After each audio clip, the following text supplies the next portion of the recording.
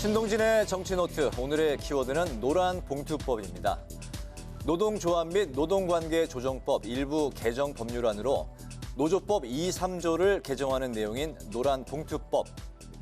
지난 2014년 쌍용차 파업 당시 경찰이 노동자들에게 낸 손해배상 소송에 대해 법원이 47억 원의 배상 판결을 하자 한 시민이 이들을 돕고 싶다며 노동자 월급 봉투를 상징하는 노란 봉투에 4만 7천 원을 넣어 보낸 게 발단이 됐습니다. 이후 4만 7천여 명이 동참해 14억 원 넘는 돈이 모인 바가 있는데요. 이듬해 현재 민주당의 전신인 새정치민주연합이 노란 봉투법을 첫 발의했지만 국회 문턱을 넘지 못하고 폐기된 바가 있습니다.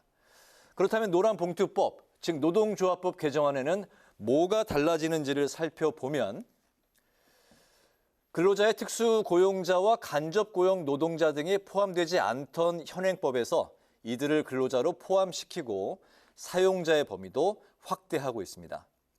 또한 노동쟁의의 범위를 확대해서 예컨대 경영권에 속하는 정리해고 문제에 대해 파업을 할 때도 합법이 되고요.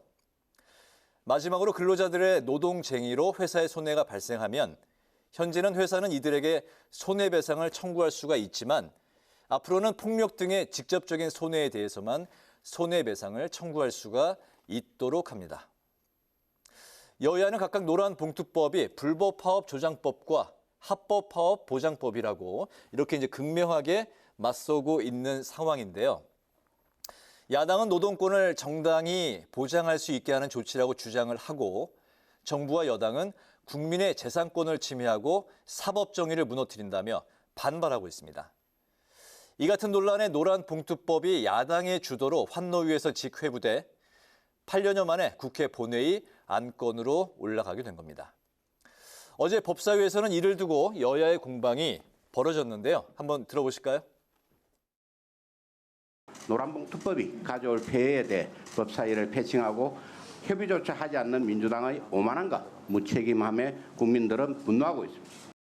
소위 노란봉투법은 환노위에서 이미 여러 차례 깊이 있는 논의가 있었습니다. 치열한 토론이 있었음에도 불구하고 계속 추가적인 토론을 하자고 하는 것은 그 결정을 미룬다. 다시 말해서 결정을 하지 않겠다. 거부한다는 뜻의 다름이 아니라고 생각합니다. 여야를 떠나서 법사위원님들의 법안 심사 권한이 이게 침탈된 겁니다. 그런 점에서도 위원장으로서 상당히 안타깝다는 말씀을 드립니다.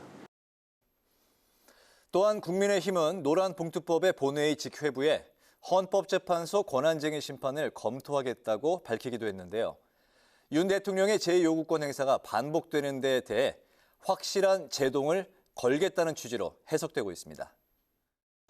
우리 국민의힘은 노란봉투법 저지에 최선을 다할 것입니다. 우선 노란봉투법이 법사위에서 심사 중이었기 때문에 본회의 직회부는 국회법 위반이라고 보고 있으며 이에 권한쟁의 심판 청구를 검토할 것입니다. 국회법 86조 3항은 직회부의 근거로 법사위가 회부된 법률안에 대하여 이유 없이 회부된 날부터 60일 이내에 심사를 마치지 아니하였을 때라고 정하고 있는데요. 이를 근거로 국민의힘은 법사위에서 심사 중인 법에 대해 번번이 민주당이 본회의 직회부를 강행하고 있다는 주장입니다. 즉, 이유 있게 법안 심사가 진행 중이므로 국회법 86조가 적용할 수 없다는 입장인 건데요.